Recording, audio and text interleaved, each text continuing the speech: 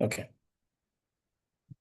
Amazing. Thank you. Thank you so much, everyone, for joining in today's conversation. Just before I hand over to our, our moderator to take us forward, just a bit of introduction into like the work we're trying to do here at the Rivers 2050 vision and what we've been able to achieve so far from our work and just setting the tone for today's conversation. So, I mean, the reason our mission and the drive behind this, is that River State hasn't had a development plan for over 50 years now. The last time the states had a long-term development plan was in 1975, and it was a plan that lasted for 5 years between 1975 and 1980, which was led by our first military governor, Commander Alfred J. Spiff. And I mean, it was that vision that led to, things like Point Block and Razor on Palm and all of the kind of things that have remained sort of like replicas of development for our states. But I mean, sadly, after that time, it's been a lot of short-term thinking and politics that has gotten in the way. You'd agree with me that, I mean, apart from the fact now that the Civil War is trying to destroy all of the, I mean, the Middle East war, sorry, is trying to destroy all of the, progress that folks like the UAE and Qatar had made. But you agree with me that, like, no country or region or state develops overnight and by chance. It happens by intentional, deliberate planning. And that's something we've seen all over the world, whether you look at Kigali, even Lagos State as well. Leaders coming together to find ways to plan. And I mean, even much more urgent for us as a state, because if you look at the timeline of the next 25 years, there's so many things that will happen that are, with what we've been in the Rivers 2050 vision threats to us as a state in the future. Things like rising sea level, things like a population growth. We will have close to 4 million extra people added to our population over the next 10 years. Things like, I mean, power. I didn't have to talk about power. We're all suffering from the power power crisis currently. Things like issues around, oil depletion and issues within the oil market and refining and stuff. So yeah, so all of these are threats, and we've spoken extensively about these things in the past. I mean, these are much more reason. If not for anything, this is why we should be planning and visioning better as a state. Um, so the plan is all these conversations will come together in the River 2050 vision book. And so today's discussion on the blue economy would be the blue economy chapter, and all of the insights from the experts would form the hopefully the skeleton for the development of the blue economy in the States. The plan is to launch the vision book in October or November. With plans are still on the way by the launch committee to put things together, and we hope that will be one of the ways to bring together the states and all of our, all of our leaders, past and present, to be able to dialogue and sort of like chat calls for the next 25 years for us as a state. All the conversations from these conversations are online. So either you check the website or you check on YouTube, you can find everything there. Also, just to say that for the coming elections, I mean, the default thing most times is that we rather would often like avoid election conversations because we want the Rivers 2050 vision to be very non-partisan. And we've done that so far. We've kept it as non-partisan as possible. However, it's obvious that we need to, in some ways, engineer the conversation that follows the election. So we've been doing things like polling over the past couple of months. Um, we hope that once the primaries are done in April, May, we'll start engaging the candidates from the various parties who emerge as flag bearers. And then after the launch of the vision book, we hope that we can work with the various civil society organizations and the various partners who are already planning to sort of like put together a very strong governorship debate that we hope that will help to shape the agenda for the conversation. Okay, so Rivers 2050 vision as it relates to the blue economy, Rivers State has quite a lot of immense potential. Our state represents nearly 30% of Nigeria's total coastline, which is a really long coastline. So it's a shame that has been left without development. And I'm sure our experts will speak so much to this. If you look at the oil and gas space, about 40% of Nigeria's oil and gas output comes out of our state. So that's a significant chunk that sort of like supports the state. And in the maritime space, two really large seaports, including an oil and gas free zone that are sort of like I feel are living way below their potential, and that's definitely something that's I hope our experts can also touch on. In fact, the name of our capital city, Port Harcourt, is directly tied to the blue economy, right? When we were named in 1909, when we were named in the early 90s, um, it was mostly because coal had been found in Enugu and Port Harcourt was like one of the closest cities. And for the colonial masters, it was an easy way to use the train to take coal from Enugu all the way to Port Harcourt, and then it's now exported through ships. And Port Harcourt actually was the first place that exported Nigeria's first shipload of crude oil in 1958. So we've had quite a bit of history of maritime activity that has, been at the peak and has sort of like nose dived. And I think that from today's conversation, we need to find out why and how we can replicate this and sort of like fix this challenge. I mean, for those who follow the president's visits to the state visit to the UK, one of the biggest questions that have come out has been that in the deal that Nigeria and UK signed, Nigeria has several other ports. So why did that deal only focus on and on developing two Lagos ports? I mean, two ports within one state. What's the sort of like chances for the other states, especially the states in the Niger Delta region, that seem to power the economy, and why it's important that we sort of be part of this conversation. I think that's something that we also need to touch on as well for the future of our states. And from the state government, we've been hearing so many like promises. Like most of the news stories, if you Google blue economy reverse states, you will see like, governor to do this, this person would do this. So much potential, so much promise, but very little actualization. And I think it was during the tenure of the former governor, Governor Michi, that there was sort of like an idea for an aquaculture project in the Asarotoro area. Um, if I mean, my wife is from Asarotoro. If you go there now, all these things are dead. I don't even think you won't see any of these nets or reels anymore. So I think I'd also love us to speak a bit about like even the fisheries sector. And I'm really excited that we have a senior lecturer and we have Ibiso here as well to also do justice to that.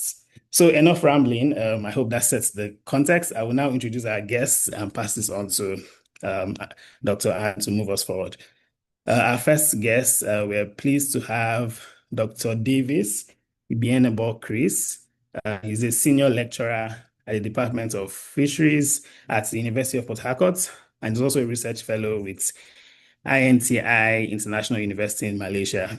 His expertise lies in aquatic ecotoxicology, environmental chemistry, and fisheries ecology, with research focused on pollution impacts, which we know is a very big deal here, ecosystem health, and sustainable management of aquatic resources. He's contributed to several, journals, received several grants, including TED Fund, funding and institutional research grants, and he continues to sort of like lead conversations on this issue, ensuring there's like academic data to back up policy work done in the blue economy space. So thank you so much, sir, for taking the time to join us. We also have Ibiso, Ikiroma-Owiye. Ibiso and I were at an event yesterday, and I was reminding her that, and I think she even had two events today as well. Thank you so much, Ibiso, for being here. She's a sustainability consultant, member of the Professional African Technical Network and Advisory Initiative. She has over 8 years of experience. She's a 2022 UNDP Climate Competition winner, 2022 Top 20 Young Women in Sustainable Development. I think one thing that's quite inspiring is that she's been able to mobilize several young people in planting over 10,000 mangrove seedlings in deforested coastal communities. I think that's something that's also a big deal for us in the blue economy. She has a BSc in fisheries from the University of Port Harcourt and has received several like certification from so many universities, University of Copenhagen, Cambridge, Lagos Business School, to mention a few. So thank you so much, Ibiso. We're happy to have you. We also have Onisokonkunmen, Joshua Derima. Onis is a very active member of the Rivers 2050 Vision Steering Committee, the Vision Task Force. So really happy that you're now you're now speaking as well and sharing your ideas in this forum. He's a distinguished environmental and social specialist and geospatial analyst as well, with over 8 years of experience managing complex regulatory and environmental projects across the region. He holds an MSc in environmental management and a first-class BSc in geography and environmental management from the United Delta University. His work spans a lot of like ESG, designing ESG frameworks, and also doing some work in contextualizing West Africa's blue economy. And I hope that he'll bring those insights from his research to our conversation. And finally, we are also really excited to have Mr. Tony Onazi Oche. He's a geopolitics, AI governance, and data governance researcher with a bachelor's degree in law and a master's degree in security studies, and is currently also a PhD candidate in international relations at the University of Pretoria in South Africa. He's done quite a bit of research in how AI and AI governance also like fits into the blue economy as well, and quite a bit of work around ocean governance and AI for maritime security. With the violence and the conflicts in the Middle East, I'm sure that you have quite a bit of insights to share with us. He's a very distinguished scholar, alumnus of the MasterCard Foundation Scholars Program, Erasmus Plus Scholar, and has received so many other acclaims to the amazing research and practice work that he's done all over the world. So thank you so much, Mr. Tony, as well for joining today's conversation. So I'll hand over now to Dr. Anne Famuyiwa, who is a member of the focus group committee, and Bira to take us forward. Thank you so much. Hi, good evening, everyone. Or good afternoon. It's amazing to have this number of people here. So, Dr. Davies, welcome. Ma'am Ibiso, welcome. Mr. Derima, welcome. And Mr. Tony, welcome. Okay, so River State is one of the most water-rich regions, yet the economic potential of River States, of its rivers, creeks, and coastal assets remain underutilized. How would you assess the current state of the blue economy in River State? And what are the biggest missed opportunities today? So I don't know who will go first, you, Mr. Tony, or Dr. Davies. Who'd like to go first? Thank you very much, Anne. You have already mentioned my name. And I don't want to erroneously, I don't want to miss the name of the person that did the introduction, but I'm guessing is it Eben? But overall, thank you very much for the invitation and for having this kind of a very timely conversation.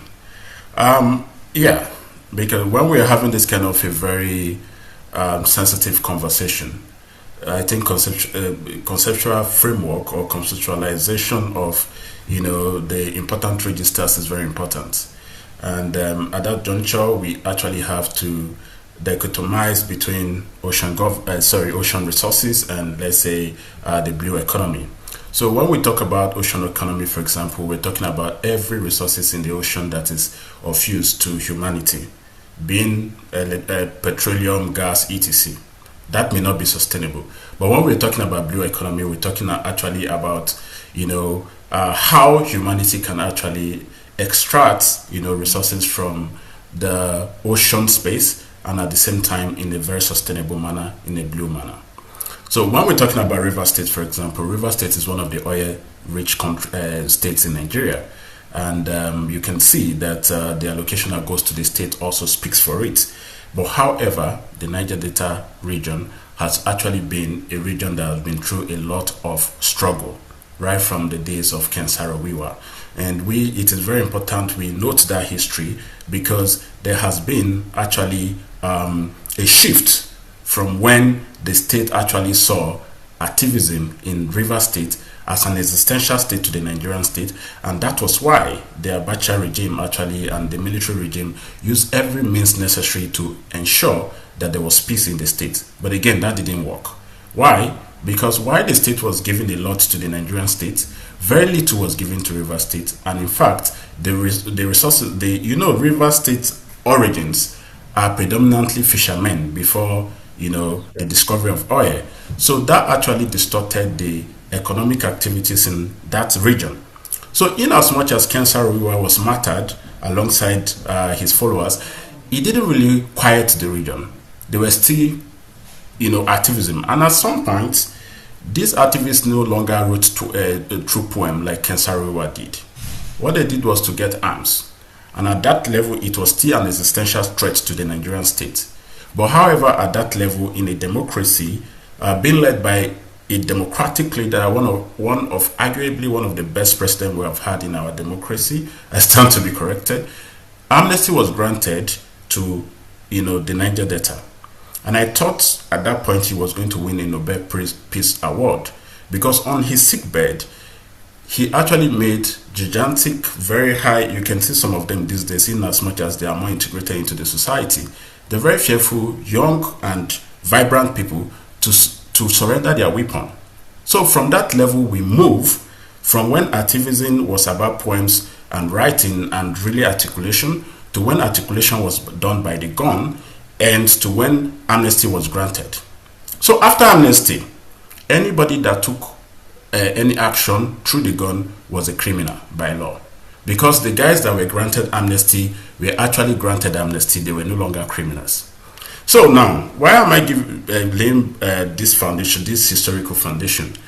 As we have this conversation today, we must remember that there are more resources in the ocean beyond oil. And for rivers today, I don't think the river state is actually living up to its potential, because there is so much that's happening geopolitically and nationally that River State is not being able to sit at the table as a stakeholder as one of the major oil producing states in Nigeria. So from my own perspective, I don't want to digress too much. As it is currently, River State has not been able to actually harness its resources for its people. And that is a big question. And it is not just only River State, the Niger Delta and all over Nigeria. And that is why you have the increasing participation of non-state actors through other means. I don't want to digress again from this topic. But again, there's a lot to unpack when you're talking about how River State is doing.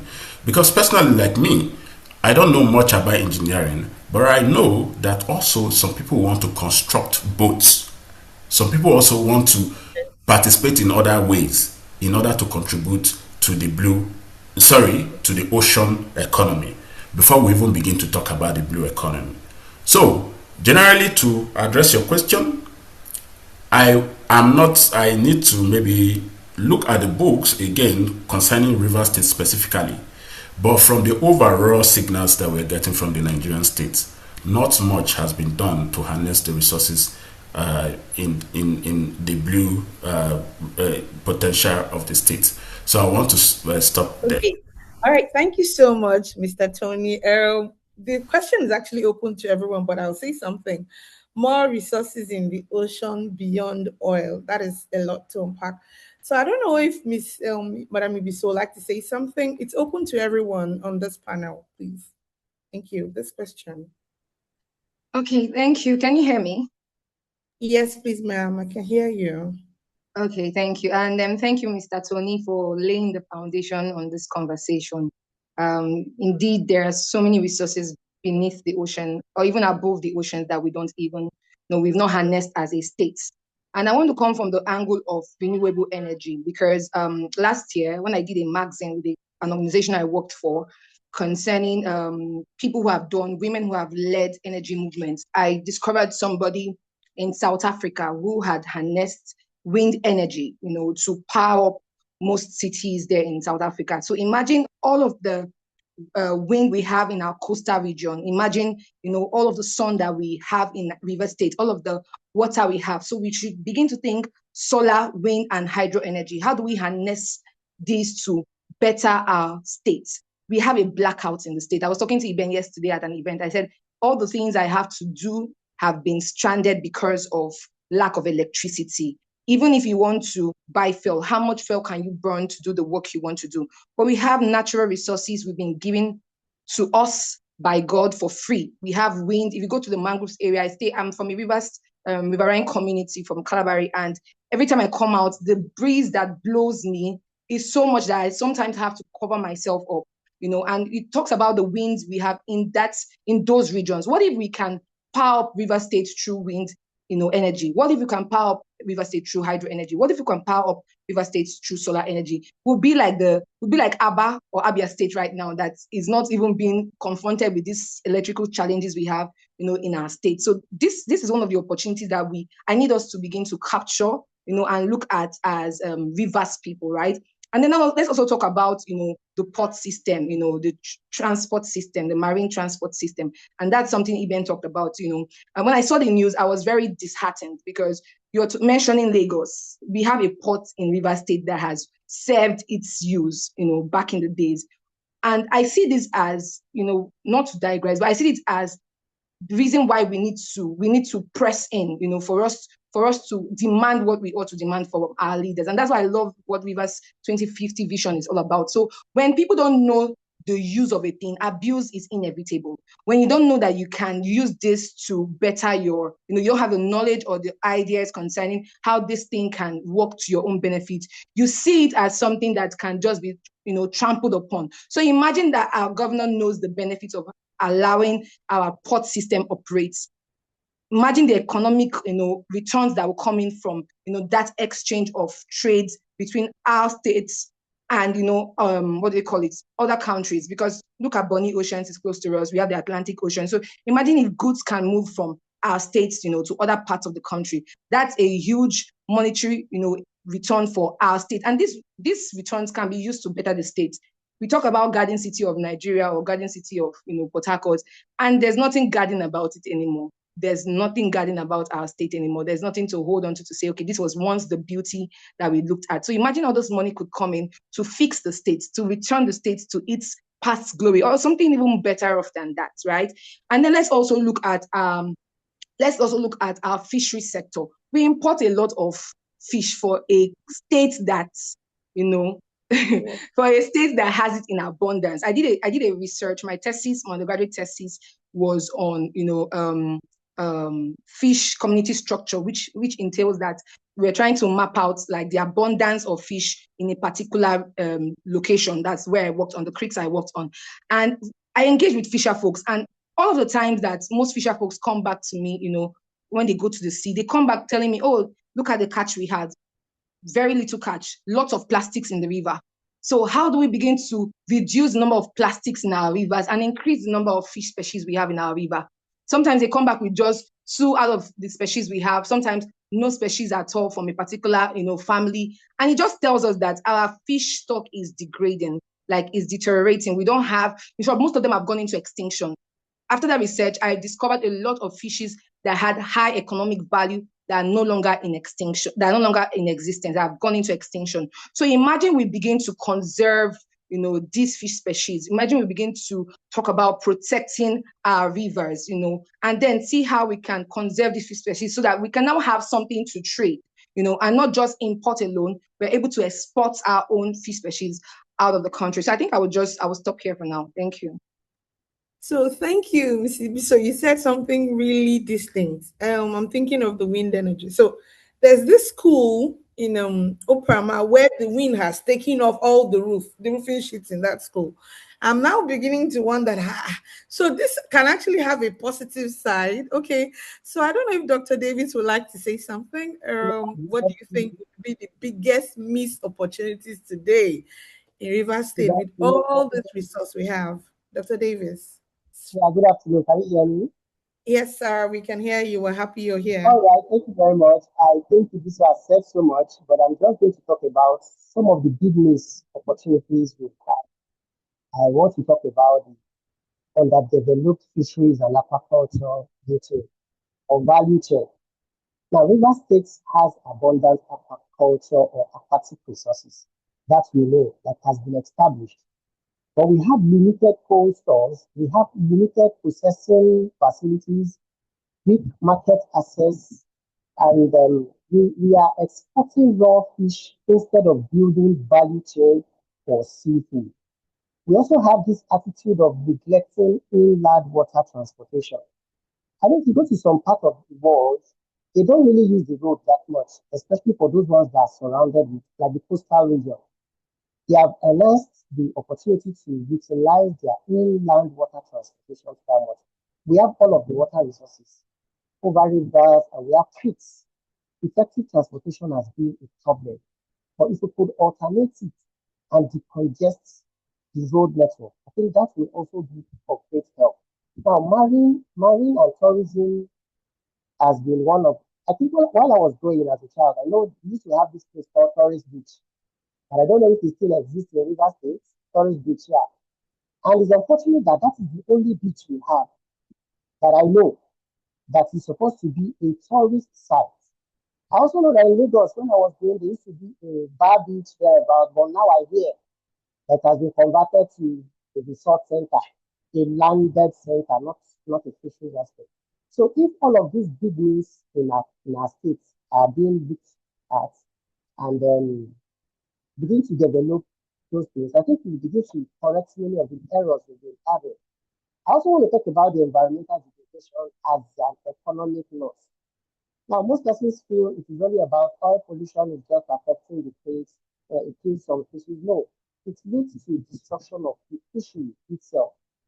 It also leads to loss of biodiversity, like you just said, and also increased poverty. Let's talk about the coastal region. How many persons still go back to fish nowadays because of contamination, because of illegal refining, artisanal refining, because of sabotage? So if all of these things are looked into, I think we could begin to reach that big missed opportunities that we are supposed to have in this part of our country, in fact, our state specifically. And lastly, I will also lay more emphasis on the poor infrastructure when it comes to marine tourism and coastal economy. I have traveled to Bonny, I've traveled to was Anjoni. I know that while I was going, I knew that Anjoni used to be a very big fishing port. But now I don't know how Akaba is currently. So if we begin to advocate for the revival of all of these big news like we target, it's the biggest news opportunity we have in this state. I think we begin to correct so much. So let me pause here so that other persons can also contribute while we continue the discussion. Thank you very much for your time. Thank you very much. Thank you very much, Dr. Davis. Something came to my mind. So when I got to Port Harcourt in year 2000, I was like, let me see the beach. And everybody warned me about tourist beach that you definitely not come back with your phone. So yes, that is utterly sad. And let's hope this conversation and others had that will have would result to River State being better. Okay, so the next question is for Dr. Davis. So, from a research and policy standpoint, what structural gaps exist in River State in how River State manages its water resources and marine economy? What long-term frameworks or policies are needed to build a blue sustainable economy by 2050? Maybe I can take, I don't know if you heard me, sir, or you would like me to take that again. Um, What did you say, sir? I expect you again. Can you hear me? Yes, I can hear you now, sir. What did you say? All right, thank you very much again for this question. Well, as a researcher and as a policy maker too, because as a researcher, we are also policy makers. I will say that there are key structural gaps that we have. One of it is fragmented governance. Multiple agencies are there to take care of the environment, water and the transportation, but there is no central coordination mechanisms. That is one big gap we have.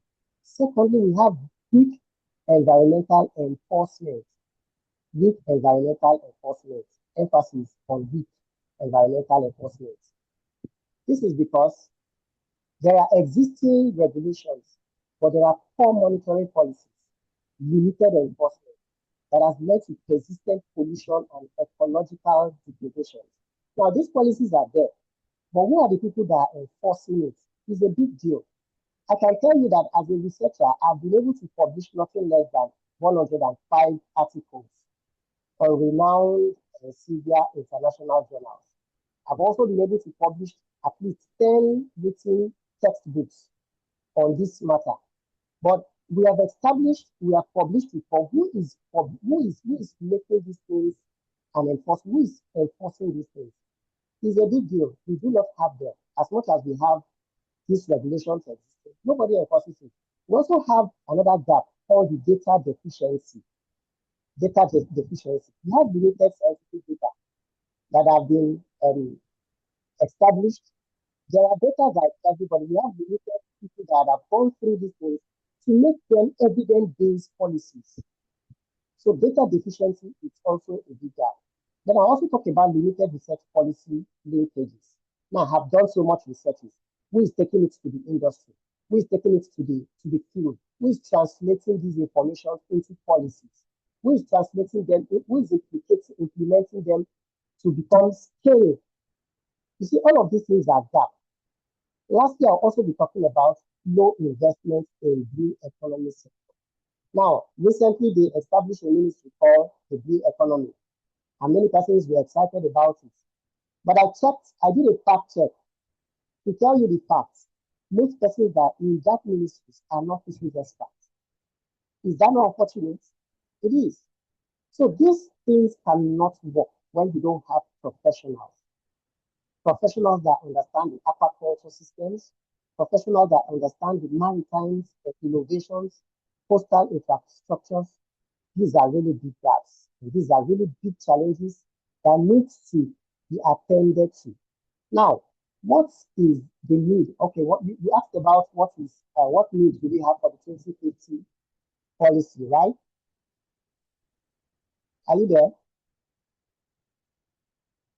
Can you hear me? I'm here, yeah, but your line is a little blurred, so I can't really hear you. It's not very Oh, muffled. sorry, Yeah. network. Can you hear Yes. me? Yes, I can hear you now, sir. Okay. So I want to talk about what is needed for the 2050 framework. One of it is the Blue Economy Master Plan. We need a long-term strategies to integrate across all sectors. Number two, we also need to integrate coastal zone management, emphasis coastal zone management, where we protect ecosystems while we enable development. Now, most times they develop the ecosystems, but they forget the sustainable means of doing it. They don't protect it. You can go around checking the coastal region where they do dredging, illegal activities. Nobody cares about sustainable use of those places. So we could also look at integrated sectors where we can integrate the community, which could be called community-based economic development, where we involve the coastal communities to also be part of it. We can also look at marine spatial plans, where we allocate the ocean space for efficiency, reduce conflict between sectors like the federal government, the state government, and the local communities. We can also look at science-driven policies, where we have industrialized research to policy pipelines, where we use local data for decision making. And lastly, we could also promote co-management of resources, where the coastal communities are also involved in policy making. Finally, a sustainable blue economy by 2025 will depend on how well we integrate science, policy, and community participation today. Thank you very much for your time. So thank you so much. And my biggest takeout is how well we integrate science community into these things.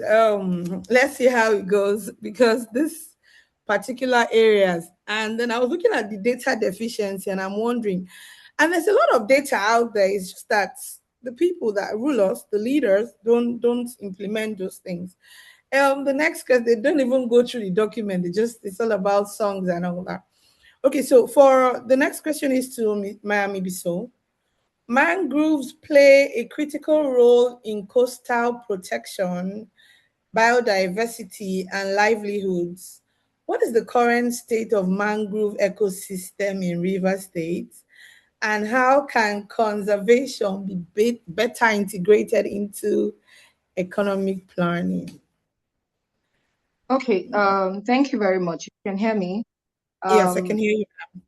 if you've traveled down to most of these coastal communities, you would see that a lot of land reclamation activities is ongoing for several reasons, right? They're trying to cut down. They're not even trying to, it's what they are currently doing. In my community, I think the route that leads to my community, a whole massive span of mangrove area has been cut down, for whatever activities they intend to do with that space. But this is the state of our mangroves. Degradation is happening in our mangrove ecosystem. A lot of pollution, oil pollution, waste. My community, there is no proper waste system. People throw waste into the river. People throw waste on the That's true. bank of the river. People, what do they call, how do I put this? People use public toilets in the river. They Defecate. defecate in the river, and then we see that all of these affect our mangroves. We have what we call the prop roots of the mangrove. So imagine a nylon is tying the prop roots of the mangroves. That's just like the stem of the mangroves. It stops the mangroves from breathing, right? And that affects the mangroves. And after a while, the mangroves, begins to degrade, begins to deteriorate, and just wears off or dies off. And then our oil as well also affects the mangroves. A whole part of our communities are affected by oil, and not just Ogoni communities. We make a lot of noise for the Ogonis because I think Conservationist has done a great work, for the Ogoni community. But other aspects, other areas of River State are also highly polluted. I think I saw a video 2 weeks ago, was it last week? The ruler of Bile Kingdom came up to talk about, the oil spill in Bile. We have other communities as well that are also suffering the same oil spill. When I did a project, I have a video of oil spills practically on the river of where I was flying to go to the creek. So a lot of communities are also, polluted as well. And so we see that it's not just a particular region that is, or particular area of River State that is affected. Other areas also are affected by it. And then we see the neglect, and the undervaluation of our mangrove ecosystem. People don't know the worth of mangroves. If you go outside the country, you see people already thinking carbon credits, carbon markets, blue carbon. We don't even know what it is in this part of the world. Only few of us who are in the space are beginning to, branch into it, try to understand it, and then see how we can begin to affect those kind of things in our state, in our country. So our ecosystems are degrading, they are undervalued, they are being neglected, the area is polluted. And then one of the things that we don't also know is that we have what we call the invasive species of mangroves, which we call the Nipa palm or the Nipa fruticans. And in my community, where I always often go to, we used to have a lot of, our indigenous mangrove plants. And lately I have seen that what I studied in school is not just theory, it is happening right in front of me. These invasive species or, exotic species are wiping away our own indigenous mangroves. And our own indigenous mangroves helps to protect our shorelines, helps to protect those communities from flood and erosion. So imagine all of those things are being, pushed away, or are being killed by invasive species. What is the fate of our communities? What is the fate of those community dwellers in those regions where they cannot come up to urban areas? They don't have any housing system in the urban area. So the current state of our mangrove ecosystem is that they are degrading, they are deteriorating, and they are suffering a huge brunt of our activities, our socioeconomic activities as man. And then you also asked the question of conservation for these mangroves. I think the first thing we need to do is how can we speak to the government to begin to allocate funds for mangrove conservation? And that's why I love what Dr. Davies said. When we have professionals in the space, it is easier to get the right thing done. You can't be bringing people into office to hold a position and they have zero idea of what is happening in of that space, of that sector. You will not get progress. Rather, you will get retardation. You just see things going back as opposed to coming forward. So imagine we have somebody like Dr. Davies or like any of us as the speakers who are now handling, I know there's now a blue economy within the federal arm, but imagine we have a state arm where we have a state blue economy and we have a commissioner for blue economy. Imagine how it's going to look like a professional sitting in that position. He knows what to map out for the next 25 years of River State, for River State to look better, So how can we begin to hold the government to allocate funds for mangrove conservation?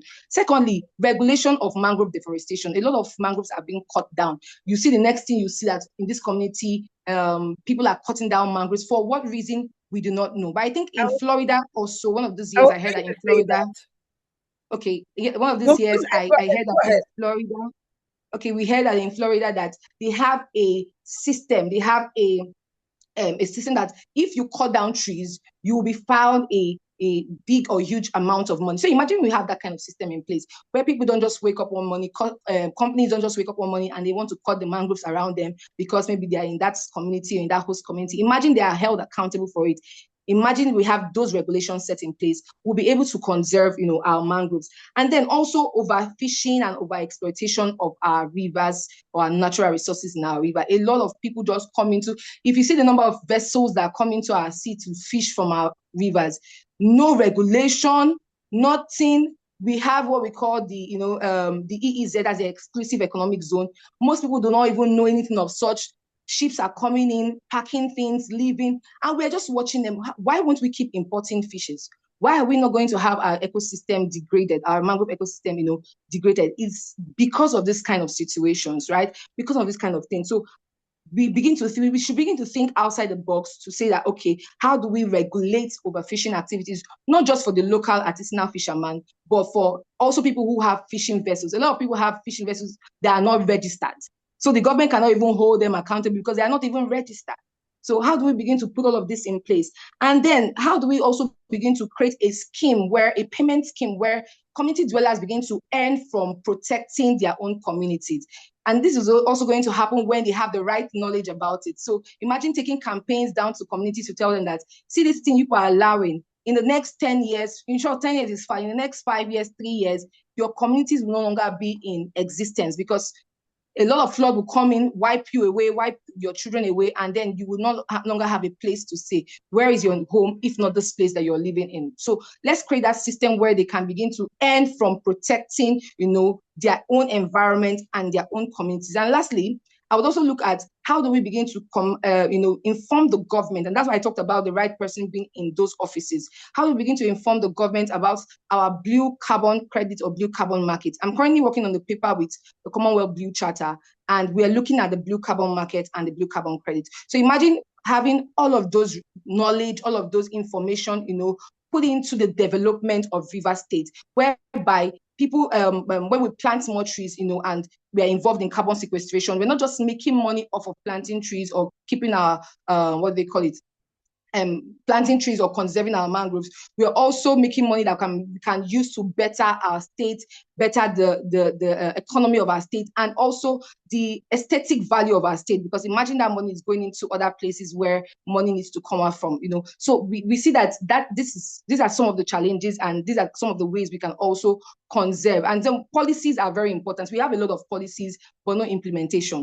We've written policies like Dr. Davies says. You were saying something about data deficiency, and we have data, we have policies, but they are not being implemented. They are not being regulated. We have regulatory agencies that are supposed to be doing their jobs. Most of them are not doing their jobs. So how do we begin to hold these people accountable to do their jobs and drive the change that we want to see? Thank you. Thank you very much, Miami Ibiso. You are a powerhouse, apparently. Okay, so the next question is for Mr. Derima. I believe he's here now. Welcome. Good evening. Blue economic development often comes with environmental and social trade-offs. How can River State balance economic growth with environmental protection, community well-being, especially in vulnerable riverine communities? This question is for Mr. Derima. Is he here? Okay. Thank you very much, Annie. Can you hear me? Yes, I can. Actually, I've been here from the get-go, so I've been here. Okay. Anyways, just to buttress, I've actually been enjoying the discussion so far. A lot has been said.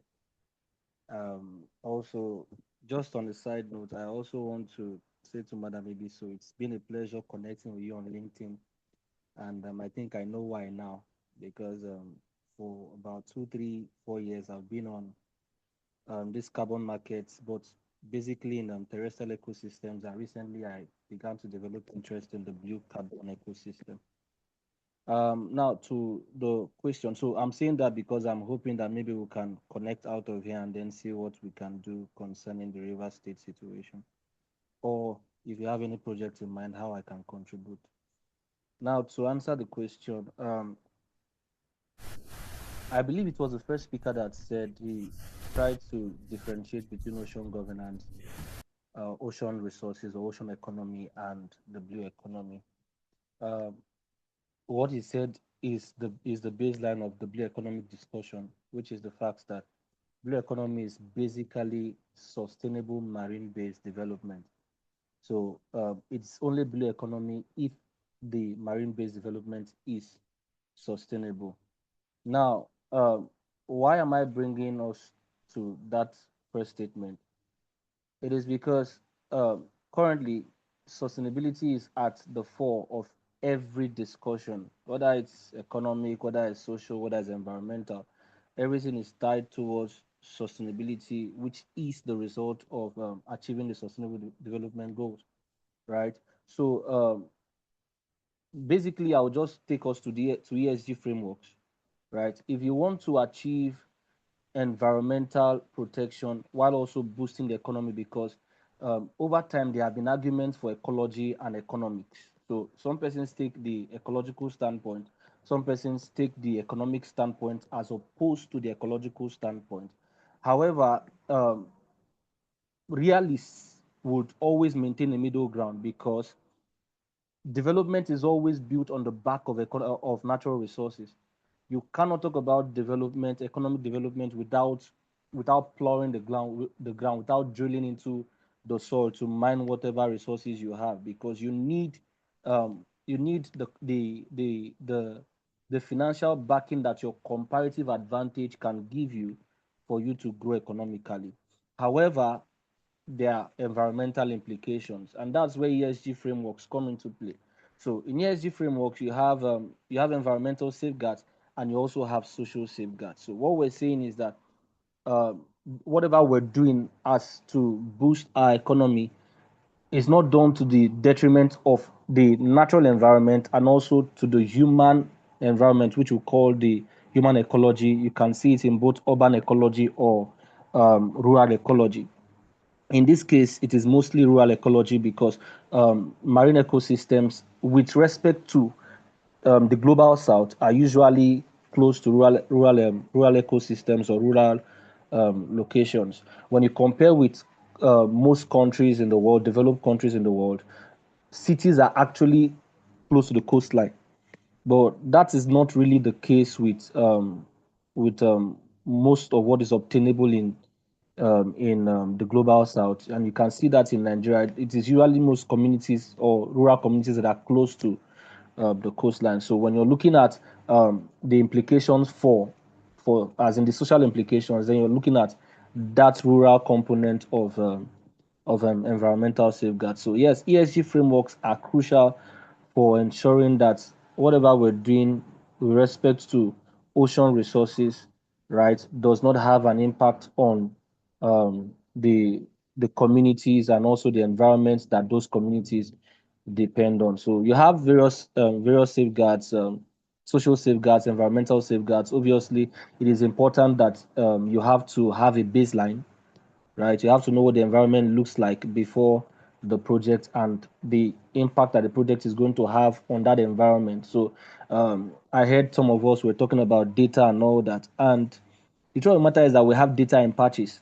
No matter how much you want to do this research, all that you have is just maybe some minute data, in maybe one community or a stretch of communities. We need a lot of money to actually get the data that we need, because um, the data for this year is not the data for next year. That is why environmental monitoring is also important, because environmental monitoring shows you what has happened over time and also gives you an idea on how to mitigate impacts, both present and future. So for us to sort out the issues that have to do with ocean resources and ocean development and to translate into the blue economy wherein we achieve sustainability, then it's important that we have to embed environmental and social safeguards into economic blueprints, whether it's individual firms or whether it's public firms or also private firms. So it has to be enforced. But the truth of the matter is that it all boils down to the government. I think Ibiso said something about how positions are given to people that don't have any idea. The thing is, governance should be for technocrats. If governance is not run by technocrats or done by technocrats, then you cannot achieve the desired results. It's that simple. So if you talk about ESG frameworks, what is the blue economy, the Ministry of Blue Economy in Rivers State doing to ensure that ESG frameworks are enforced within the marine space to protect the environment and also the communities, right? So it all boils down to the institutions that have been set by the government to ensure that these things are done. But essentially, we need both public and private entities to build ESG frameworks and then implement their ESG frameworks. Thank you very much. All right, thank you so much, Ms. Derima. The next question is for Mr. Tony, and technology is transforming maritime systems globally. How can AI and digital technologies improve maritime security monitoring and economic activity in rivers, waterways? Wow, that's a lot. But let's hear from you how AI can play a part and digital economy. Thank you, Anne. I think you're trying to push me to swim in an ocean that I'm maybe very conversant with. But yeah, before we talk about this issue, I don't even think 2 hours is enough for us to discuss these very deep issues. Because before we even go into discussing AI, for surveillance, AI for conservation, etc., we first have to demystify security for whom and what security. I think Derima was talking about something. First, we have ecological security, we have environmental security, and then we also have another school that, first, we need to define what are we securing. Is it the interest of Nigeria as a nation, as a country? If we are defining that, then we'll be looking at how much oil can we get from rivers. Then if we are protecting the environment, then at some point, at what cost? Is it at human cost? Is it that even when we need to fish, we say, no, we are protecting this marine area? So these questions actually have to first be decided. And when I say whose security, it could also be that there are external interests, because the oil that comes from River State has to be sold in dollars, because it actually gives a certain country power. And then digressing from there, if we're talking about AI for, let's say, reconnaissance, for surveillance, or for even marine protection, of course, there are a lot of new submarine drones that have been developed. There was one that we wrote about the first time that it was tested in the West African water, which is the Triton drone, which was actually tested by the United States of America. Why the drone can actually help to carry out surveillance underwater, that drone is actually for military purposes, which then means that do we have the capability? Of course, there's terror technology now that is beginning to develop drones. Maybe in the future they could develop something that can go under the waters. But again, we need to talk about capacities as well. The AI, the LLM, the large language models, for example, that have been built in the United States, took about 5% of the national grid. And their national grid is, I want everybody, if after this call, check the national grid of the United States. Is, okay. Okay, all right. Oh, well, great. With his dreadlocks, I almost could tell. That's a joke. Yeah, so, do we have these capabilities? First, we don't have power supply in Nigeria that can help us to build large language models. The large language model that was built in the United States took 5% of the national grid, which is about 1.3 million megawatts. What is our megawatts? Then check the 5% of that megawatt and compare it to what we have. Then secondly, somebody here mentioned data. We don't have quality data. Nigeria is the only country where the only data the government has is when they are trying to maybe track a citizen. It is not actually quality data that can be used to train these large language models. And then if we don't have, the agency to build this model, then it then means that we rely on another country to help us.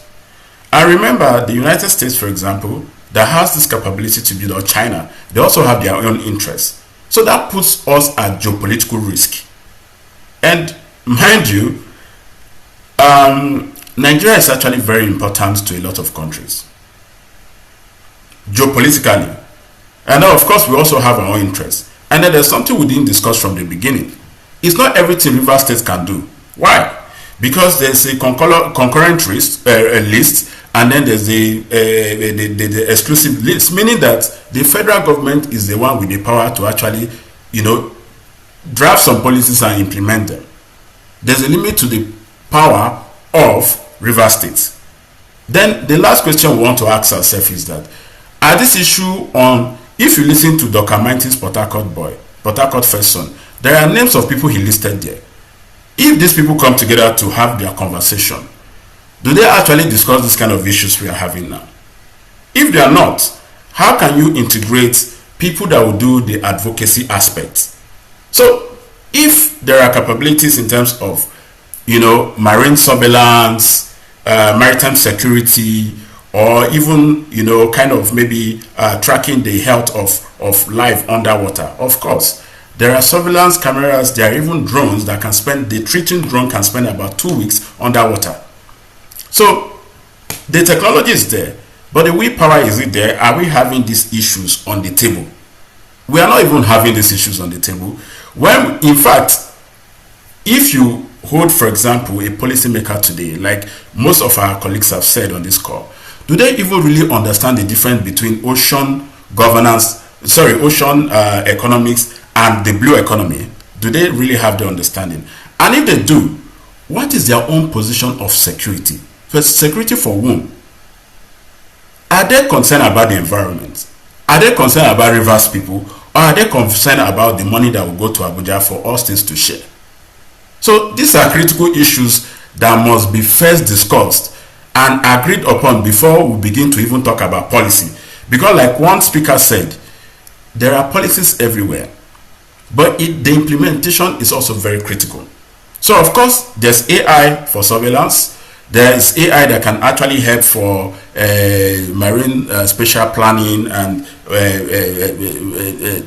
marine security and surveillance. But however, are these issues on the table? Are they part of the agenda that we have? And also, as Nigeria as a country, do we have the capabilities to build systems that are actually Nigerian in order to, because if you are using an American system, some of you that use Facebook, you can't say American government does not have your data. So imagine using a system that comes from another country to actually patrol your waters, which they are doing already anyway, but imagine using our own hands to perpetuate that. So these are the questions that I think we must begin to think about. Okay, thank you so much, Mr. Tony. That is a lot to unpack. Luckily, hopefully, River State will wake up at some point. It's really a lot to unpack. And luckily, AI will work. So the next question is for all the panelists, but we have like 2 minutes each per person. So here it goes. What are the priority sectors River State should focus on within the blue economy? For example, should we focus on fisheries, marine transport, tourism, renewable energy, and or port infrastructure? Where do you think states should invest in first? I had said education, but let's hear from you guys, because all this terminology and all the knowledge you're dispersing, I wonder what the population knows about it. So let's hear what you guys have to say. Let's go from Dr. Davies and then Madam Ibiso and Mr. Tony and Mr. Derima. 2 minutes each, please. Thank you. Right. For me, I will talk about the aquaculture and the fisheries aspect. Now, we know that the coastal communities solely depend, most of them solely depend on the fisheries of their community. I remember carrying out a research at Bournemouth community in a village I visited a community, a village, where they 100%, they all depend solely on fishing. And they were complaining deeply about how depleted the environment is, and how they are struggling to eat, how their children are not going to school, and yet they are sure that there's a program called Hyper that is supposed to remediate and also help improve the nature of the water body, but yet they are not feeling it. And I try to advocate, telling them that this thing takes time and process. And the question they asked was, so should we die because we have to wait until all of these have come to be? So I'm really laying more emphasis on issues of aquaculture or aquatic resource management aspect. Because if this is dealt with, poverty will be dealt with. One of the community elders said something. He said, all of my children have prospects to go to school. And if they go to school, they will develop this area. But how do I fund it? How do I sponsor them? So if we begin to look at the fisheries and the aquaculture sector, I think we will do greatly and also impact greatly in our own coastal communities and the rivers people at large. Thank you. All right, thank you so much, Doctor. Ma'am, so you can go next. So we had aquaculture and aquatic resource management. I have a question for you, but that'll be after now. So, Madam, so you're next, please. Okay, thank you. For me, I would say tourism, and then renewable energy, right? And I will start with tourism because I heard something yesterday that was itchy to my ears, right? And how most of the the coastal areas now being bought by people from the West, and they're trying to turn it into a tourist attraction, into a tourist site. And it just goes as far as telling you that what is happening to the indigenes of the state? Why are we not pulling our resources, our money to invest in our states? We have more people coming in from other states to invest in our state. They are seeing something here that we are not seeing. They are harnessing it. They are taking it back to their states. So imagine these prominent people, like he mentioned some people, Tony mentioned some people that Dr. Mighty, sang in a song and said, what if these people use the money they've made over the years, and invest it in the state? What if they create a tourist attraction? Here's something that's ongoing at, a tourist beach. What if we change tourist beach and, take it back to its former glory, or even do something way better than that, and then give people room to come into the state, for recreational activities, for relaxation, and then begin to use the money to invest in the state. People travel to Lagos to just go have fun, to just go chill out after a long day. Yes, landmark. Thank you very much, Ben. Landmark. After a very long, stressful period of work, just go to other states, Lagos, Akwa Ibom, to just relax and chill out. So what if we improve on our tourist attractions? What if we improve in our recreational centers here in the States? And then when I mentioned renewable energy, is because the world is moving very fast, and like it or not, we need to move with the world. We need to move in the direction of the world if we have to stay relevant, if we have to begin to also gain the wealth that comes from these spaces and from these sectors that the world is moving to. And so I mentioned wind energy the first time when I spoke. I mentioned hydro energy. I mentioned solar energy. We have a lot of solar energy ongoing right now. A lot of companies are coming out from it, solar energy. But what if we think in the direction of wind? What if the states begin to say, okay, we want to use our coastal areas, we want to power our coastal areas with wind energy, and by so doing, we're able to power up river states, and then by extension, we have neighboring states who are also gaining from us, and they have, in short, is driving revenue, for the state. So what if we begin to think in that direction? We'll have a change in our state, and then those money we cannot begin to put into other aspects like port infrastructure, marine transport, and all of that. But I feel like these two areas, judging the fact that we have issues, first of all, with our ports, and usage of our ports, let's focus on these areas, raise money while we keep pushing for other areas. Thank you. Thank you very much. Thank you.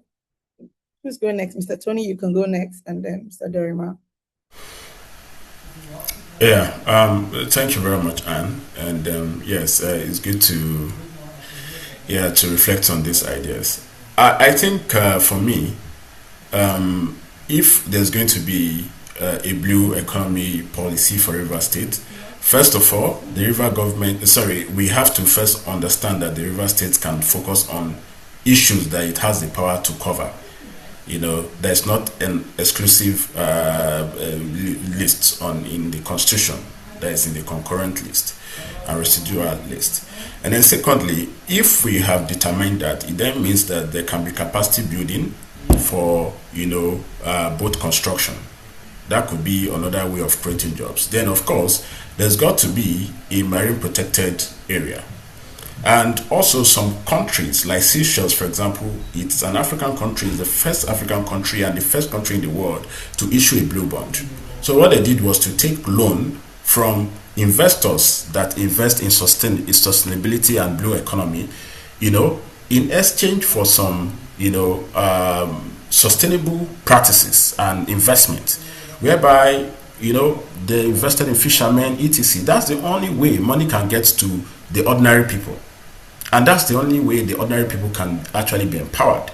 So there's got to be some social contract of, strategy whereby fishermen, and women and people that care about the environment will have a town hall meeting whereby a communique will be released so that the Port Harcourt First on etc. will understand that this is the resolve of the people. That the people actually want, if we are taking the next loan for this thing, we want to be involved. We as fishermen need to have a budget line item on the bigger budgets. Fishermen Association etc. must do A, B, and C. If there's marine protected area as well, the people has got to be involved. So the question for me still has to be, it is security for whom? If it is human security that we actually are pursuing, then fishermen, the ordinary people that have suffered the brunt of oil exploitation for years, right from when activists were matter or today, their voice has got to count. And on that, we need to, the rivers people need to actually have that consensus.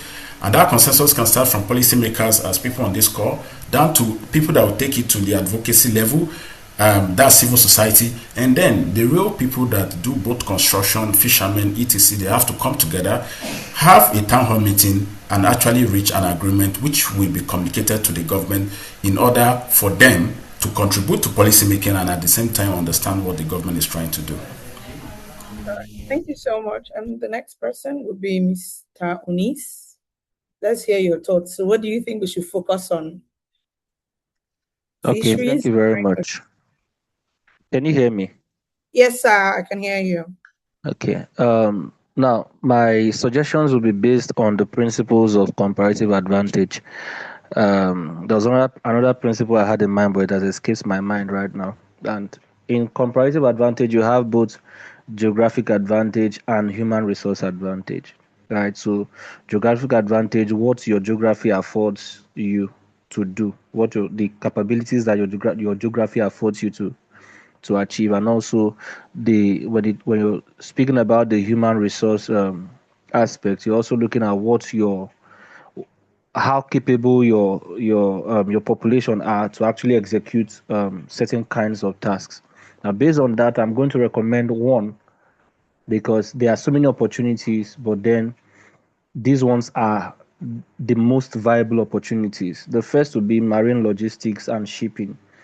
And I'm saying this because any person that really thinks deeply about what it is that is happening in Lagos and why the growth of the ports in Port Harcourt are being stifled would realize that it is because of the particular advantage that Port Harcourt has. Right now, Port Harcourt is a gateway to the Eastern Corridor. You have Aba a few kilometers from the port.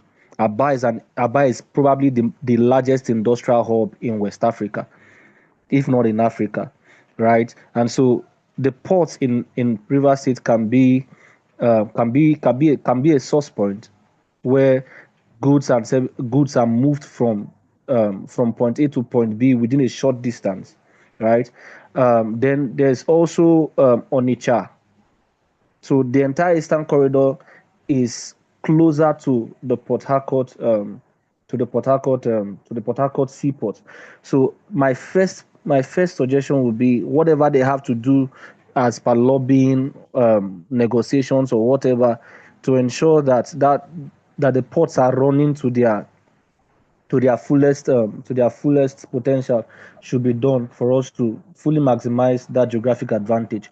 Then also, I wouldn't want to stay on renewable energy. While I agree with Madam Ibiso on renewable energy, there are some advantages we don't have, right? I did a research on renewable energy in Fiji. Fiji is a country in the continent Oceania, right? And because of that, I understand the deficiencies in wind. It's going to cost us a lot to invest in wind, and then we're going to get little out of it. That's why many people are moving from certain kinds of wind technology, and then are trying to, further research to optimize wind technology. However, I will agree with her with respect to solar, and I would also agree with her with respect to wave energy, because we have a lot of wave energy considering the massive coastline that we have, but we're not taking advantage of it. Now, I don't want to talk about fisheries because um, that would mean I'll have to mention China. I did a study recently on the blue economy of West Africa, trying to contextualize and then understand the governance frameworks and then the sectoral dynamics. And one thing stood out: a lot of the over exploitation of fish resources in West Africa, Ghana, Senegal, Cape Verde, which is a seed, and also Nigeria, are done by particularly countries in China and Europe, but especially China. All right, so that would have to come from the governance aspect, and then the enforcement. So my first point of call is logistics and shipping. The second point of call will be renewable energy, both wave energy and solar. And then what else? I think those That's are the okay. ones that can be easily, yeah. Can I say Okay, something just like in 10 seconds? In 10 seconds before that's I okay. forget. Now, this is very important. I want to say something that I think we can do, but then we only need the backing of the government to do. For instance, I just wrapped up a course on climate finance models, right? By Agnes, and it's culminated in a project. I'm actually proposing a project. I hope I can push it. I was thinking of Bayelsa State, but now I would have to change the location to maybe a place in River State.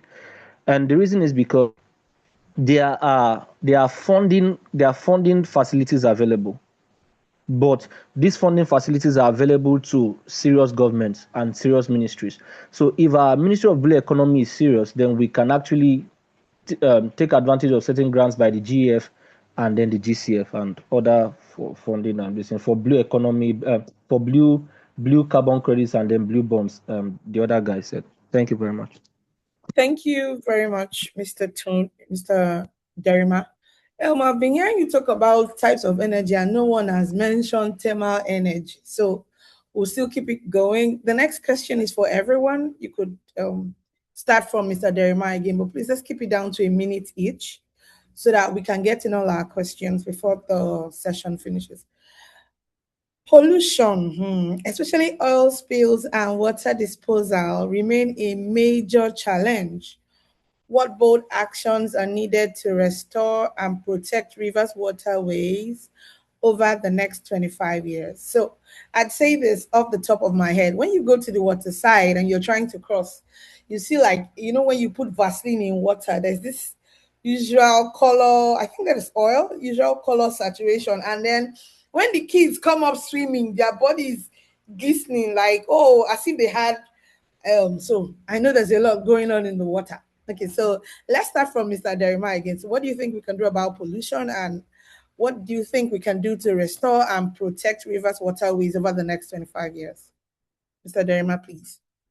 Okay. Now, thank you very much. So, I'm going to say something and then I'll go to your 1 minute, question please. real One quick. minute. One Yes, don't minute, worry. please. I'll be within the time frame. Don't worry about that. Now, you mentioned thermal and it piqued my interest. We don't have the potential for thermal energy, for hydrothermal energy, and it is because we are not around volcanoes.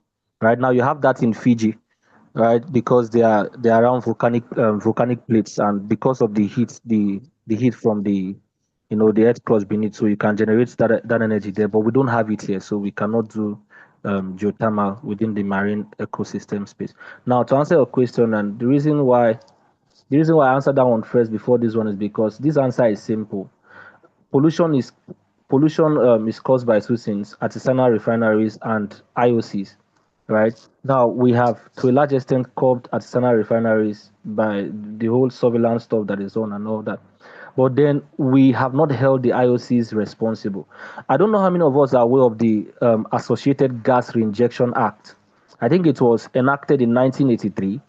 That was supposed to stop gas flaring, in the sense that there were fines that were attached to per cubic meter of gas that was flared. Are you aware that since 1983 till now, we're still flaring gas in the country? At least if you're going from Ibienebo to Port Harcourt, before you get to Choba, you're going to see LNG by the left. They are flaring gas, right? So the issue is, it has to do with majorly the enforcement of established laws.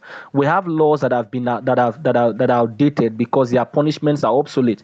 You cannot tell somebody to pay 10 naira per cubic meter of whatever. So these IOCs are actually they are taking advantage of the loopholes in our legal system, in our governance frameworks. So we have to go back to the drawing board and look at laws that are obsolete, to update them, and not just update them, we have to also enforce them. This thing is simple. It's a matter of deterrent. If we implement the necessary deterrence, then it's going to stop. It's not done anywhere else in the world. It's only Nigeria, and it's because people take money for these things. So we have to have the political will, like my co-panelist said, right, to look at these things and then implement them as they should be. So it's as simple as that. Yeah, thank you. Thank you so much. So just a little over 1 minute, please. 1 minute, please. Mr. Tony, you're next, please. So what can we do to restore and protect rivers waterways over the next 25 years? 1 minute, please. Yeah, a lot can be done. But before we even jump into that, because this is policy, this is free stuff. The federal government has been talking about clean up, clean up, clean up. So if the federal government, for example, has politicized clean up for a very long time, it goes to tell you that we actually need to be very religious about these things. I think it still boils down to advocacy. I don't think the governments do not know what to do to ensure that rivers, waterways is clean. They know what to do. So for me, it boils down to the consensus that people will have, the real people that will say, okay, we want you to implement first the recommendation you got during the amnesty program, the environmental, the ecological promise that you made to us, that please implement that first before we begin to suggest other things to be done. Then again, we talked about the flaring of gas. There's a reason why that law has not been amended. The penalty is just too small, and there's a reason why the penalty is still small. Because Nigeria is actually a rentier state. We rely on oil rents, and there's a reason why it is like that. So a lot of the reform has to come from the resolve of the people that actually vote these people into office.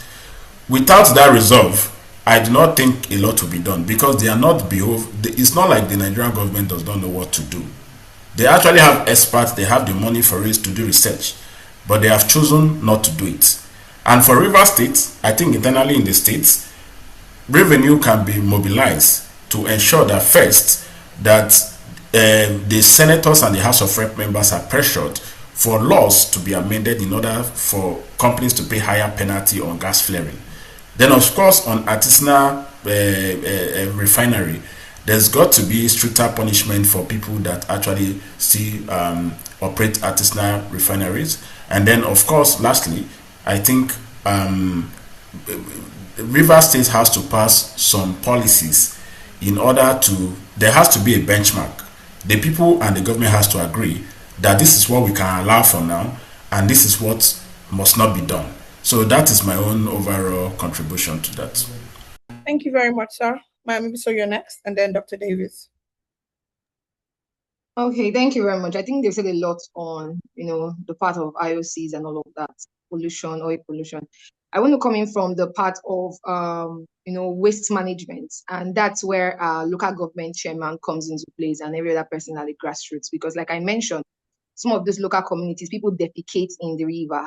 In short, the money they will use to build a good toilet system, they will go and renovate the block that they've built over the water for them. So imagine we have a sustainable wash system for those communities.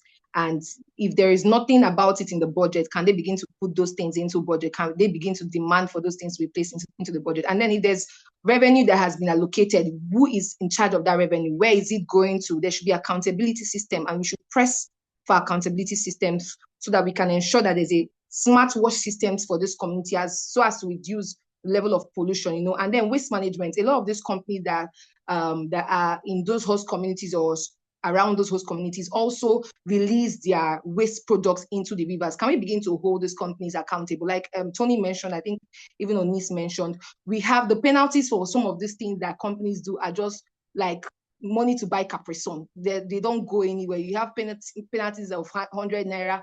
When you hear some penalties, you're like, are we in previous systems? Are we in the 80s or are we in 2026 where people should be demanding or charging high fees for penalties, so that could also help the companies not to carry out such actions, right? And to change and deviate from their ways, right? So let's look at how can we create sustainable waste management systems and wash systems. And also, let's look at the mangrove conservation. How can we begin to create projects concerning mangrove conservation and then protecting some marine areas as well, like Tony has mentioned. I think Nigerian Conservation Foundation is currently on a project. So how do we begin to create such projects like that in River State, where we are conserving mangroves, we are mapping out an area and saying this is our conservation site, right? Or these are an area where we want to conserve mangroves, conserve aquatic life, and then begin to talk about how these areas, we can also take these mangrove seeds. I think Hyper is doing something where they're taking the mangrove seedlings from areas and planting in areas. So how do we conserve those areas so that we can have much biodiversity that can be shared across other areas as well? Thank you. Thank you very much, Dr. Davies. You're next. Just a minute, sir. Talk about Thank you, sir. Real-time monitoring and transparency. I think it's high time we begin to look at real-time monitoring and transparency, where we begin to use sensors and satellite tracking devices to begin to let the world know what is happening. Let's begin to look at also making pollution data publicly accessible. Not when you go to oil companies and they say they treat their water, they don't give you those information. I've been able to do some environmental impact assessment for most of these companies, and the data dies in their hands. They don't get it out. They don't bring it out to the public to see. So if we could begin to think of how to make pollution data publicly accessible, it will also help. Lastly, we could also begin to think of cleaner practices, where we promote green energy and lower the impact of industry. And lastly, we could begin to also talk about reducing the dependence on polluting activities. I think if we begin to think that way, it will also help our coastal regions very well. Thank you very much. Thank you very much. Thank you so much, Sam. This question is also for all panelists, and it's just a minute each also. We're trying to wrap up. What role should the government and private sector and local communities play in building a thriving and inclusive blue economy? What role? I think Mr. Tony will say they know what to do, but they are just being clever by half. So let's start from Mr. Tony. Let's hear what you have to say. What role do they have to play? I'm sure you know, and they know, but they won't. So let's go. Yeah, I will start from the people, because the people of River State, the people of Niger State, Niger Delta region have been playing a huge role, for the longest time concerning the environment. I think the people have to actually understand the point they are in now in terms of advocacy. We've passed the time of the activism just to bring the plight to the knowledge of the world and the government, to the time of militancy where the gun had to do the speaking, to now that even the militants have become stakeholders in government. So what position is Niger Delta and Port Harcourt right now? Now is how we can make the marine resources that are alternative to oil sustainable. So the people have to come together, the different stakeholders have to come together and have a promise. What are we going to have, or what is the future if the government implement all what we want? What kind of River State blue economy are we going to have? Then Nigeria, for example, also have to see the alternative resources that can come from the ocean if the ocean is well taken care of. Then the private sector, for example, what opportunities are there for blue entrepreneurs? So I think Ibiso and some other panelists have talked about carbon credit, for example, yeah, which is actually more of a green entrepreneurship. There is a Nigerian entrepreneur that actually exchange is it carbon what for money. So are there opportunities like that that people don't know? You know, the private sector also can maybe put more money into R&D, research and development, to see what alternative resources can actually come from this ocean that is equivalent or not or even better than, higher than money. And then for river state government, there's a lot of employment that can still come from the oceans for the river state government. So the government can look at the ocean as an alternative means to reduce unemployment by training people both construction, also training fishermen to actually understand the resources in the ocean, and also to find a way to also empower civil society, because there are some things that the state cannot do that only the federal government will do. And if there is a vibrant civil society, it will not only benefit the people, it will also benefit the state. Because there are some times that River State government actually sue the federal government. So there are also times that the state will not actually agree with federal government. So how does the state also ensure that it has a voice where it actually want to be heard by the world, by the rest of the world? So for me, I think the first point is actually even the people, all the parties involved coming together to say, okay, we agree that this is the current state. This is all our own interest from private sector, from the people and the government. And then how can we actually meet at a middle ground, and how can we get there? All right, thank you so much, Mr. Tony. Ma'am, so you're next. Please, 1 minute. Let's hear from you and Dr. Davies and Mr. Onis. A minute each, please. Thank you. Okay, I think Tony has done justice to it already. Okay. But yes, I'll just speak on community engagement and participation, right? Let communities understand that they have decisions to make. They're part of the decision making, people that needs to sit on the decision making board, right? Stakeholders that need to be part of decision making process and all of that. And then also for governments, how can they begin to invest in innovations? We have young people who are innovating daily. They have innovative ideas daily. They're just looking for funding. I've seen young people with so much innovative ideas, in doing the pilot work itself, right? So how can the government begin to invest in these young people's innovative ideas? Tony talked about research and development as well. How can we also invest in research, right? Finally, for the private sector, investment in aquaculture and tourism, right? How can they begin to work collaboratively with the government to bring about tourism in River State? I heard Landmark is the one that bought Stories Beach or something like that. So yeah, that's a great person, yes. And so imagine that collaboration, in very huge investment going into that.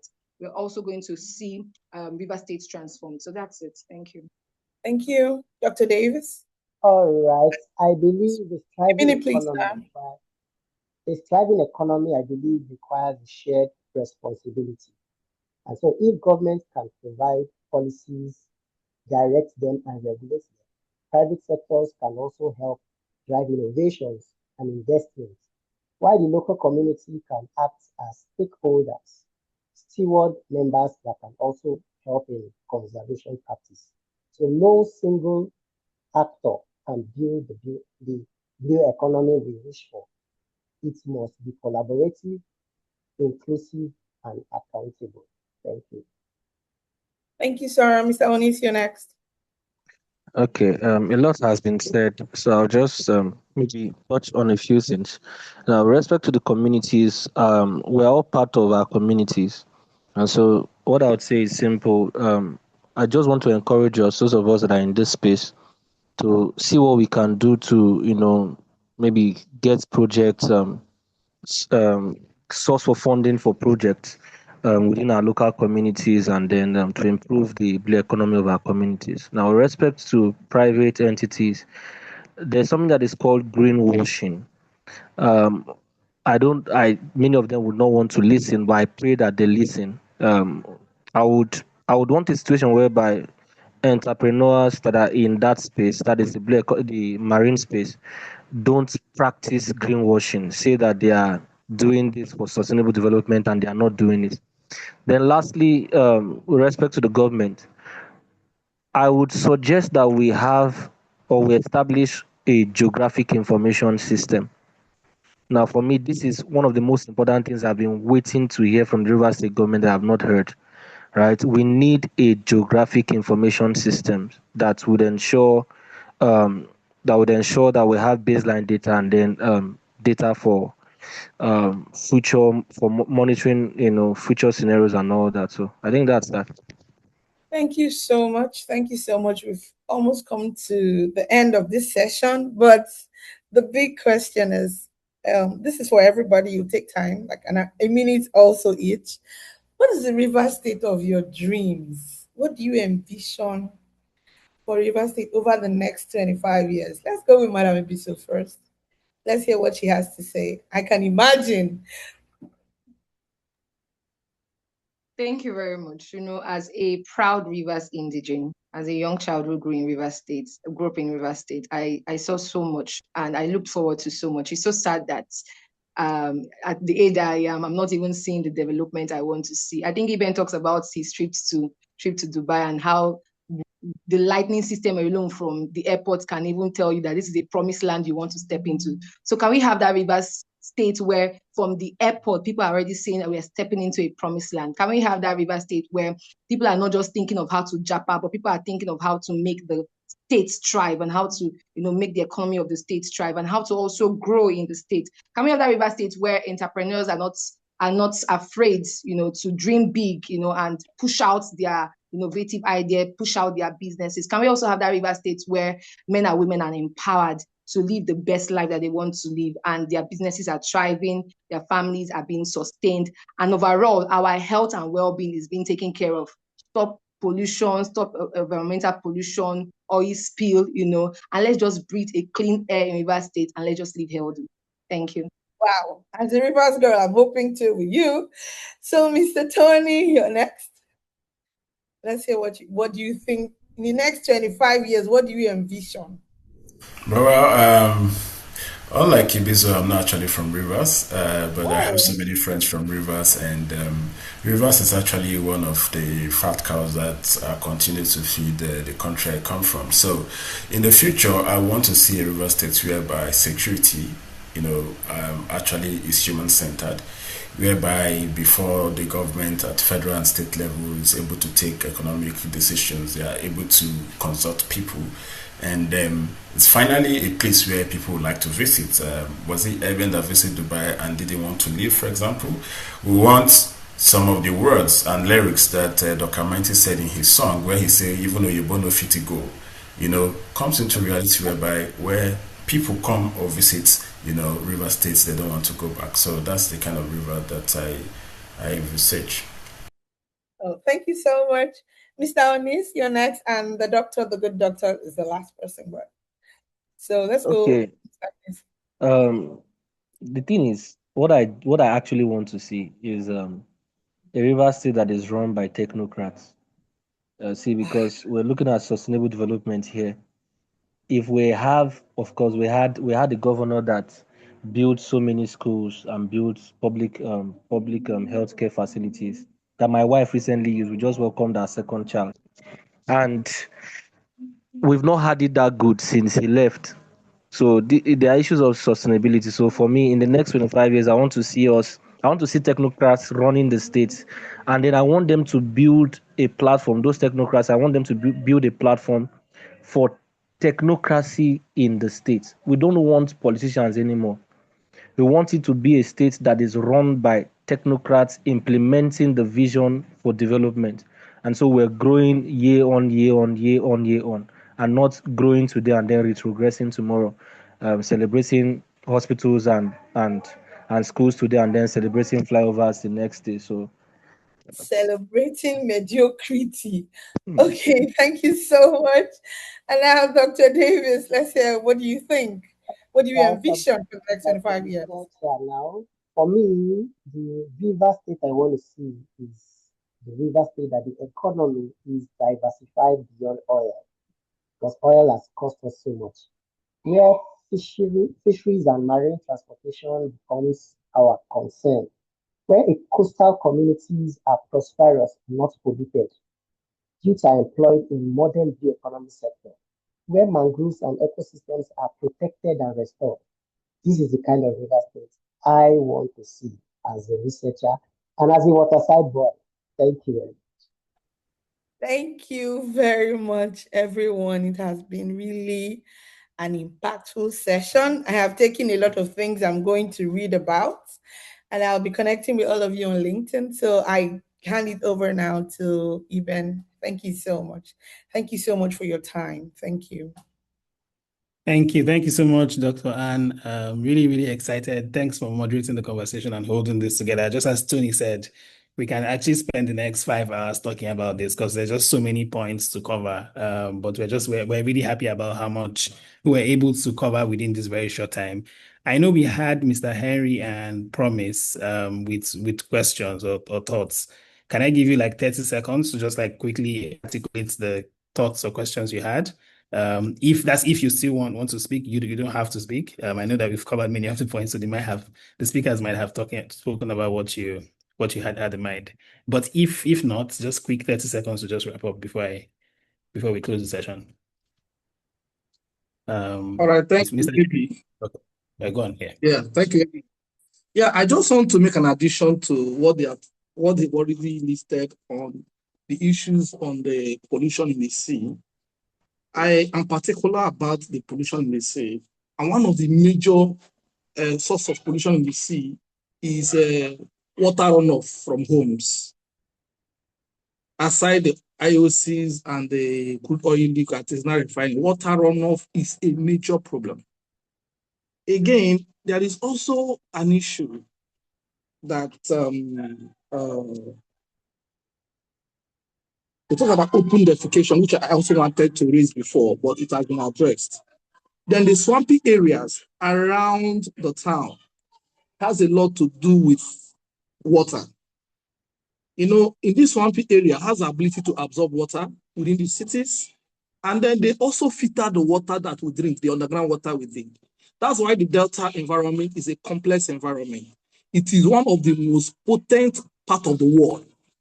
But nowadays, if you pass through Choba and going to Rumokoro, you see the Boricam. We have a swampy environment, which does a great function for us to filter underground water. I bet you now they are feeling it. Everywhere they are feeling. We may run into problem going forward if we don't also add this to issues we are going to canvass for. So that's what I just want to bring to our notice. Yeah, no, that's an amazing point.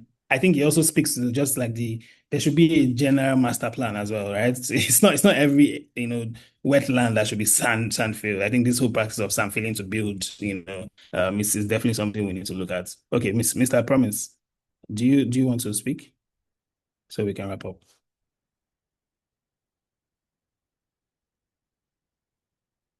Are you on air? It looks like you're on air. If you're on air, you don't have to speak though. Oh yeah. Okay, yes, please go. Everyone, by name Promise. So, yes, we were talking about the blue economy here. Can you hear me, please? Yeah, we can hear you, but it's buffering a bit. It's like it's breaking a bit. Yeah, but go on, try it. So I have a friend who is the Republic under the European Union doing a research. He's into waste management. So we were discussing on the fact that he imports barely everything into Nigeria, both chemicals, heavy duty metals, all and the of transportation is usually through the sea. And we are talking about the blue economy and sustainable management in the marine and coastal region.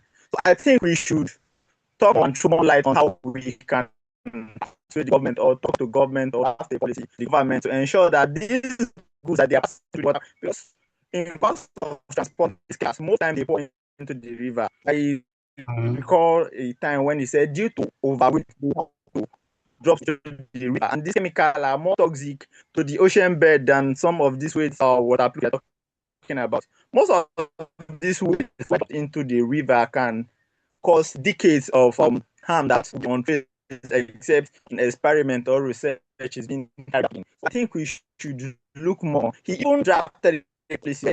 He said he proposed to the federal government that they should put a tax ban on every product of chemical mercury being brought into Nigeria for less period of years. If it's substandard, the producing country should be made to pay for it for the standard product. So I think looking at the blue economy, this serves as a vital role for me. Not only thinking about mangrove, and I'm not saying they are obsolete, but I think this one affects and hits more and causes more danger than what we've been seeing for years. Thank you so much. Yeah, thank you. No, thank you. I mean, we lost quite a bit of what you said because of the internet, but I also see your chat, and I think you kind of like explained it quite well. He's speaking a bit about like importation of heavy duty chemicals and metals, and for some time when these products are faulty, they are thrown into the sea. There's so much that is being thrown into the ocean and thrown into the sea across our state, and I think that that's something that needs to be looked at. Okay, thank you so much, speakers. This information will now be passed on to the book committee to be able to synthesize all of the thoughts and ideas that were shared, and of course, with appropriate credit being given to the speakers who shared them. The recording as well would also be shared on our YouTube. So let's also look forward to that as well. Next Saturday, we will be gathering here back again to discuss the future of the business and investment space. I mean, River State was one of the pioneer states that had an industrial layout. Again, as far back as the River State Development Plan of 1975, the Transamadi industrial layout was one of the ideas that was in that vision. Now Transamadi industrial layout is more quiet than GRA, because there's hardly any industrial activity happening there. And so next Saturday, we're convening experts from the Chamber of Commerce's, young people who have started businesses as well here to speak about like what their challenges are and how we can sort of like alleviate these challenges and discuss what the future of business and investment should be for River State and how we can attract more investors into the state and ensure that our economy is diversified, just as Dr. Davies said, beyond oil, which is what we know. So please make it a date with us, 4 p.m. We'll share all of the details on our social media handle and across email as well. Thanks everyone again, not to keep you longer than a time, but just to say thank you. We really appreciate you. Thanks speakers and thanks attendees and all those that watch this recording. Have a great rest of your weekend. Thank you. Thanks everyone. Thank you. Thank Bye. you. Bye everyone. Thank you everyone. Bye.